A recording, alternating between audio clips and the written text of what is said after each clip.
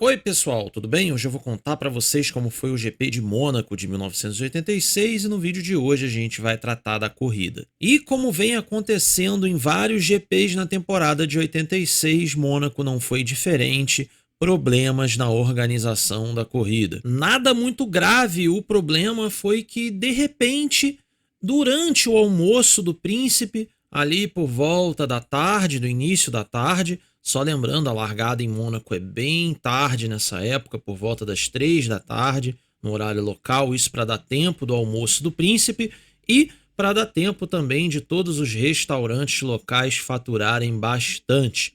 Muitos deles, inclusive, vendem as suas mesas para durante o tempo da corrida. Então você ganha o direito, né, de assistir a prova de um dos restaurantes, se você lá reservar uma mesa. Então, geralmente a largada é só às 3 da tarde. E nesse meio tempo aí, a gente teve um desfile da Mercedes com diversos modelos Mercedes 300 SL. E o Dennis Jenkinson, contando essa história, diz que não entendeu o que aconteceu. Se eram os 100 anos do grupo Daimler-Benz, enfim, ele não entendeu o que estava acontecendo porque simplesmente a organização do GP de Mônaco esqueceu-se de colocar isso no schedule do final de semana, ou seja, na agenda do final de semana, na agenda de eventos. Ninguém sabia o que era aquilo, mas os Mercedes estavam dando voltas e voltas na pista do Principado. Durante o warm-up nós tivemos dois eventos aí e eu tenho que explicar isso para vocês. O primeiro foi com Patrick Tambay. Ele teve um vazamento de óleo no seu carro, foi passado para o carro reserva. Até aí tudo bem, isso acontece bastante na Fórmula 1. O problema é que esse carro reserva é do primeiro piloto, Alan Jones, maior que o Tambay. Então não dava para o Tambay pilotar o carro do Alan Jones, ele ia ficar num mundo lá dentro, né? O Tambay é bem menor.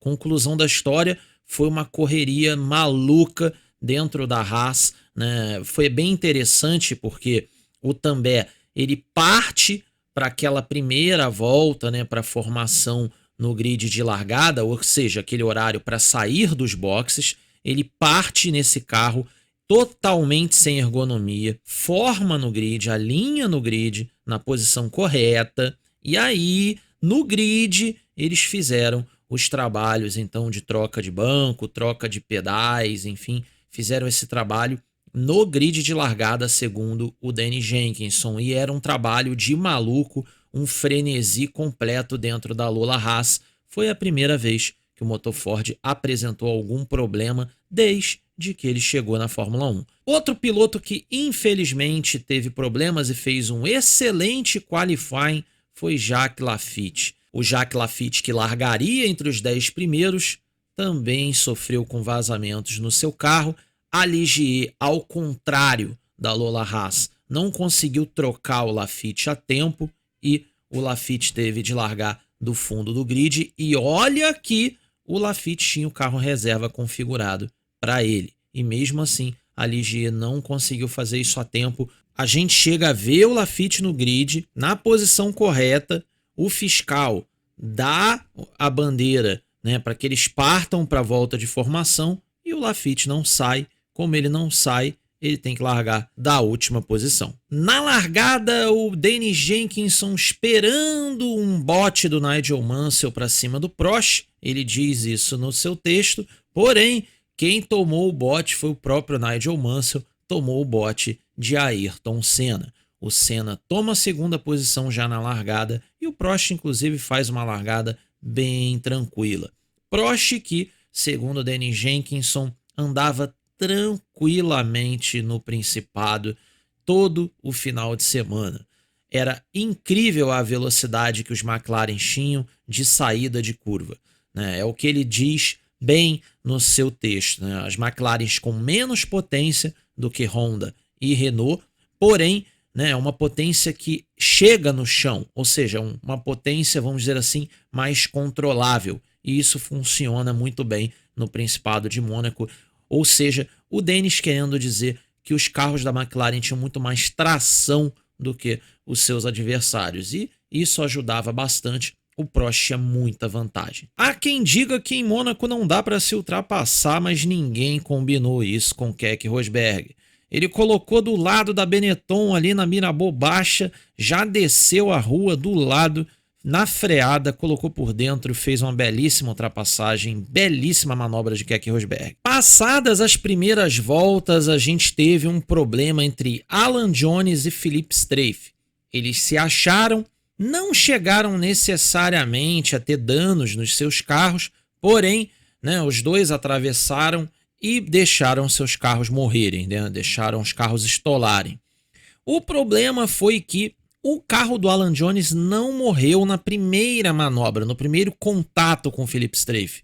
Ele morreu porque, na verdade, o Alan Jones tentou voltar para a posição correta e, ao invés de fazer um 360, ele conseguiu apenas um 180. Por isso que vocês veem ele com o aerofólio colado ali na barreira da tabaque. O que aconteceu, segundo Dennis Jenkinson, é que esse 180 fez ele ficar virado do avesso. E aí os fiscais empurraram ele para trás contra a direção do circuito. E isso é passivo de desclassificação, segundo o Dennis. E já era fim de prova para o Alan Jones. Terminado esse acidente do Alan Jones, a gente teve uma corrida tranquila com Prost, Senna e Mansell ponteando a corrida. Em seguida, vinha o Alboreto com a Ferrari.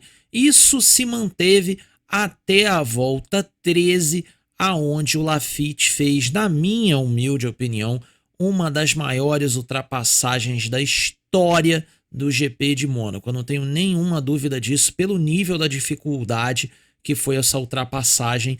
Ele passou Johansson por fora na rascasse. Eu, sinceramente, não me lembro de muitas ultrapassagens assim em Mônaco. Nesse ponto aí, foi bem impressionante. Só lembrando para vocês que esses carros aí eram mais largos do que os atuais, ok, pessoal? Eles eram mais curtos, lógico, mas eles eram mais largos, tá bom? 2,15 metros contra 2 metros da regra atual. Então, caber dois carros ali e você conseguir efetuar a ultrapassagem foi bem impressionante mesmo. O Johansson também foi bem limpo, ele podia ter espremido o Laffite na parede, ele não fez isso, jogou limpo e não teve jeito, foi ultrapassado. Belíssima manobra de Jacques Laffite, que vinha se recuperando na corrida. Vocês lembram, lá no início do vídeo, ele foi derrubado lá para trás porque o carro dele não ligou. Outro ponto também que pode ter afetado o desempenho do Johansson,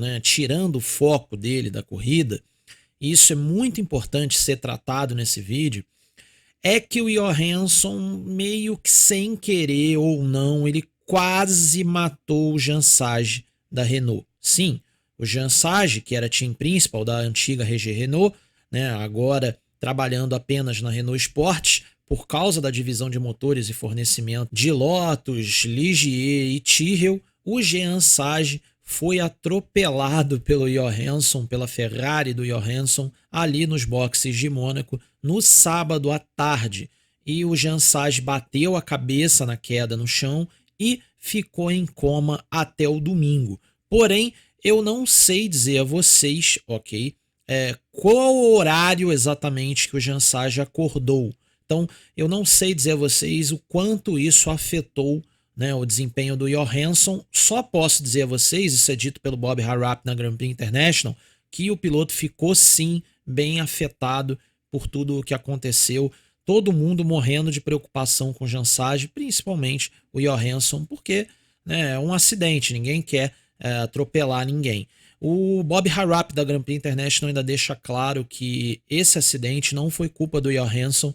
O Jean Sage é que tem que respeitar a área do pit wall, só atravessar quando as buzinas não estiverem tocando. Deu bobeira o Jean Sage, anos e anos de Fórmula 1 e foi atropelado. Passada a volta 13 e essa belíssima ultrapassagem do Laffite, na volta 18 a gente tem o abandono do Telfab. O Telfab teve um problema combinado.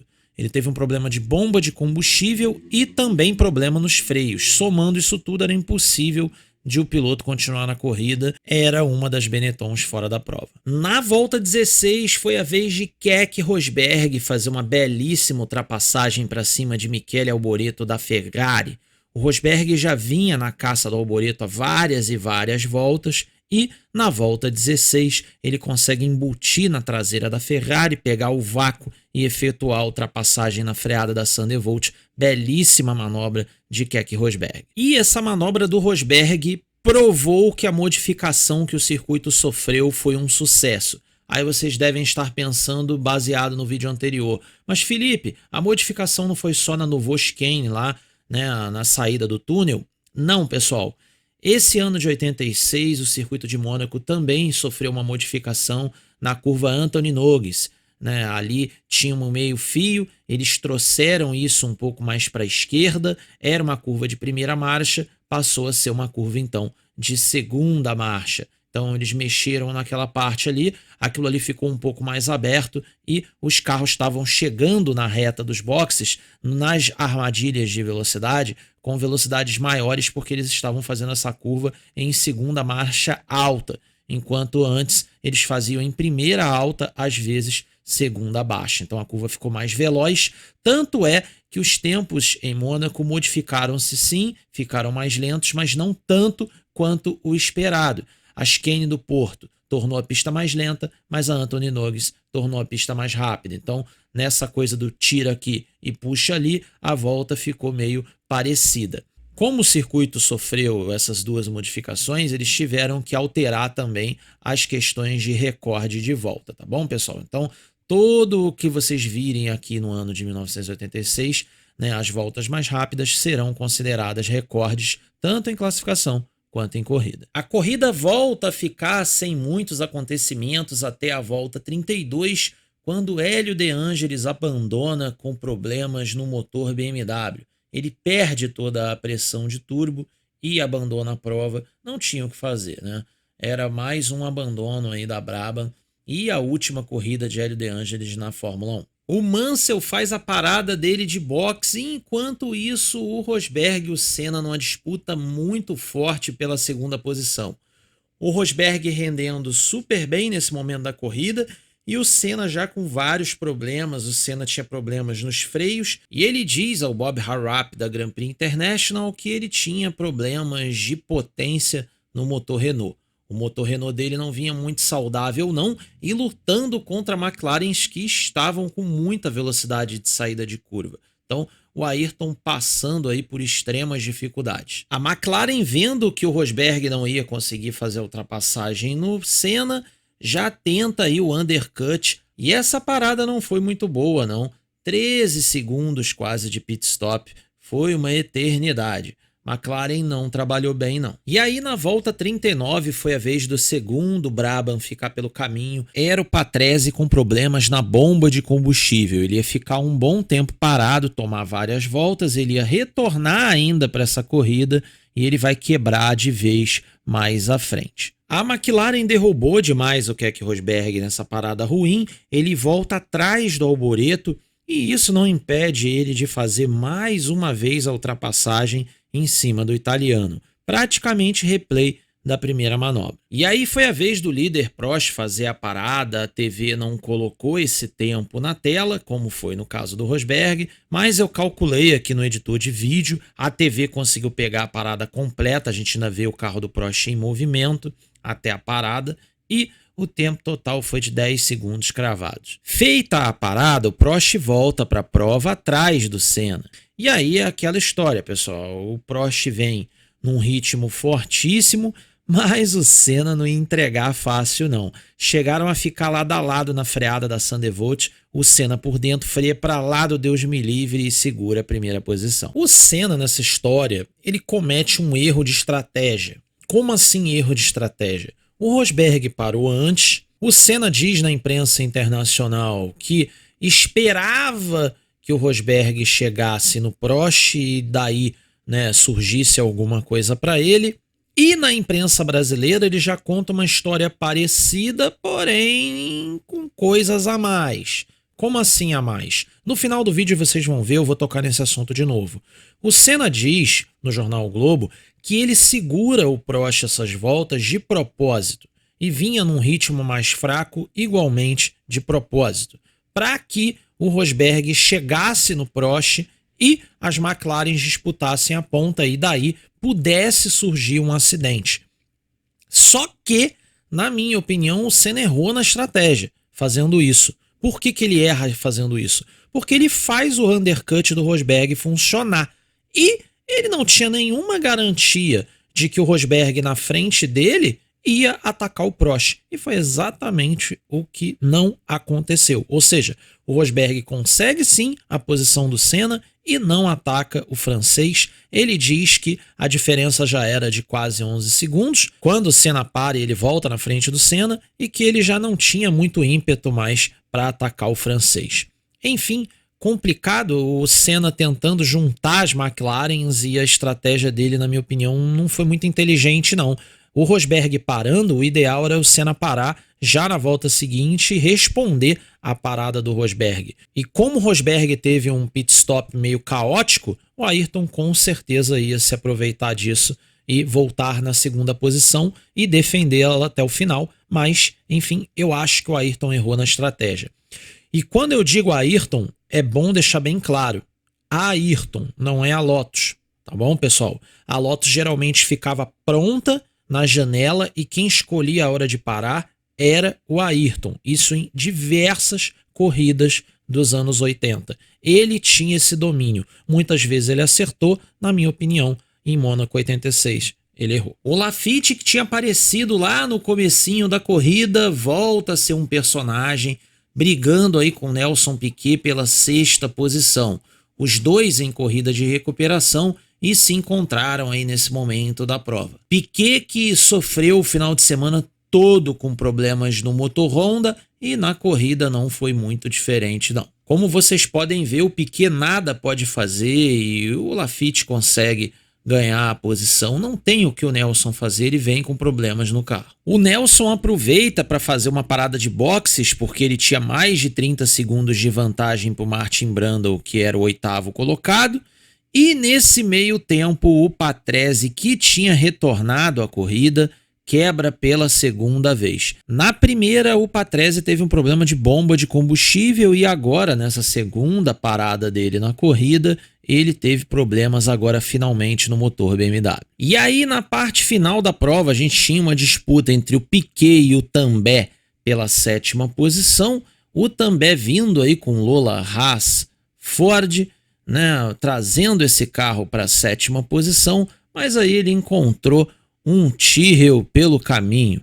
E aí, meu amigo, complicou a vida dele porque ele foi tentar ultrapassagem na Mirabeau Baixa, os carros se tocaram e o Tambay deu uma capotada espetacular, mas caiu de cabeça para cima, vamos dizer assim, né? É a melhor forma de você terminar uma capotagem virando para o lado certo. Enfim, foi bem espetacular, o Piquet conseguiu escapar disso daí e acabou herdando essa posição. Piquet que vinha com diversos problemas a essa altura da corrida, além dos problemas de motor, agora ele tinha problemas de câmbio também. Depois desse acidente do Tambay na volta 67, as 11 voltas seguintes nós não tivemos nada de muito relevante não. E a prova terminou com Alain Prost vencendo, marcando aí 9 pontos e assumindo a liderança do campeonato. Keck Rosberg foi segundo com 6 pontos e Ayrton Senna foi terceiro, marcando 4 pontos. O Nigel Mansell mais de 1 minuto atrás do líder da prova, marcou 3 pontos na 4ª posição. Arnoux e Laffite tomaram uma volta e marcaram 2 pontos o Arnoux e 1 ponto o Laffite, os dois Ligiers pontuando na prova. Nelson Piquet foi o 7º colocado, não marcou pontos e terminou a uma volta também do líder da prova. Thierry Boutsen e Marc Surer, os dois Arrows, terminando na 8ª e 9ª posições, os dois tomando 3 voltas. Stefan Johansson, da Ferrari, terminou na 10ª posição e também tomou 3 voltas. Philipp Streiff e Jonathan Palmer terminaram na 11ª e 12ª posições, tomando 4 voltas cada um. O impressionante dessa história é o Zack Speed terminando a corrida. Bem impressionante mesmo, a gente sabe, é muito difícil disso acontecer. Vale aí a menção honrosa ao trabalho do Jonathan Palmer, que conseguiu com muito carinho e cuidado levar o seu Zack Speed até o final, o que não era fácil não, pessoal. No final da corrida, o Senna deu entrevistas ao jornal O Globo completamente destruído fisicamente, dores nas costas porque o carro pulava muito. Ele também tinha as mãos em carne viva e mostrou isso, inclusive, para o Janos Lenguiel, do jornal O Globo, enquanto eles conversavam. Senna também pediu água e olhava fixamente para as mãos e contava para o Janos como foi a corrida dele. Corrida extremamente difícil, aonde naquele trecho que ele segura o Prost, após a parada de boxes do Prost, o objetivo do Senna era tentar fazer o Rosberg encostar no Prost, para que os dois lutassem pela primeira posição e pudesse dali acontecer um eventual acidente. Esse era o plano do Senna, juntar os dois. Só que isso não deu muito certo, não, né? O Rosberg não tinha essa intenção de atacar o Prost e o Rosberg já tinha feito o undercut, ele já tinha parado antes, vinha virando voltas muito fortes com pneus novos e não tinha o que o Senna fazer, né? O Senna cairia para a terceira posição, quisesse ele ou não, por isso que ele forçou a barra ali para tentar juntar as duas McLarens, porém sem sucesso. O Senna no final da prova, né, relata todos os problemas que ele teve, problemas de freios, batendo com a imprensa de fora, e na imprensa internacional ele também cita que tinha problemas no motor Renault. Enfim, essa foi a corrida do Senna, extremamente complicada, mas que ele conseguiu trazer aí 4 pontos para casa. Já o Nelson, bem cansado depois da prova, foi ao encontro do Patrick Head e eles tiveram uma reunião depois da corrida. Terminada essa reunião, o Nelson veio conversar com o Janos Lenguiel do jornal O Globo e disse que as marchas escapavam o tempo todo. Ele lutou com isso a corrida inteira, conseguiu chegar na 7ª posição, ele estava tentando pontuar de toda forma possível. Ele acha que se não tivesse o problema, ele ia conseguir lutar com as Ligier. Nelson que ficou sem pontuar e agora ele perde a liderança do campeonato, ele dividia a liderança com o Senna, o Prost passou ambos, né? E agora a gente tem Prost liderando o campeonato, Senna em segundo e Piquet em terceiro no Mundial. O Prost deu entrevistas ao jornal O Globo dizendo que estava muito satisfeito com o resultado da prova, que a prova envolveu gerência em alguns momentos, que não é fácil, apesar de ter parecido fácil para quem estava de fora. E ele diz que o carro melhorou muito de Imola para cá e que agora parece mais leve, mais ágil, mais fácil de dirigir. E isso ele está conseguindo reverter em performance. Por outro lado, o Keck Rosberg deu entrevistas e diz exatamente o oposto. Ele diz que o McLaren dele não é igual ao McLaren do Prost. Ele diz que sofreu, né, com aderência a corrida inteira, saindo de frente o tempo todo. Então ele diz aí que o carro não tinha um comportamento dinâmico adequado. Enfim, é o Rosberg sofrendo bastante aí e, né, muito tático, vamos dizer assim. O Rosberg meio que já assumindo que não recebe o mesmo equipamento do Prost e já se colocando numa condição de somar pontos. É um Rosberg aí já colocando o pé no chão, já entendendo que ele não vai receber tratamento de primeiro piloto. Os carros não eram iguais. E esse foi o GP de Mônaco, mais uma vitória aí de Alain Prost, né? O Prost fazendo o que seria o mais incrível dos campeonatos dos quais ele participou na minha concepção. Um carro nitidamente inferior ao Williams e o Prost consegue, né, ponto a ponto, etapa por etapa, caminhar rumo ao título mundial. Era o completo azarão e vai ganhar esse campeonato do mundo. Belíssimo trabalho de Alain Prost. Mais uma vez ele vence o GP de Mônaco. Então é isso, se você puder deixar o seu like eu agradeço demais, porque você vai contribuir aqui para o canal. Se você quiser ser membro, o programa de membros é R$ 4,99, você acessa o nosso Drive, tem um monte de coisa lá. E você também acessa o nosso grupo do Zap, a gente troca muita informação aqui também. Enfim, tem um monte de formas aí de você ajudar o canal, ok? Então é isso, a gente se vê na semana que vem, sexta-feira, 19h30 da noite, com o início do GP da Bélgica de 1986, então até lá.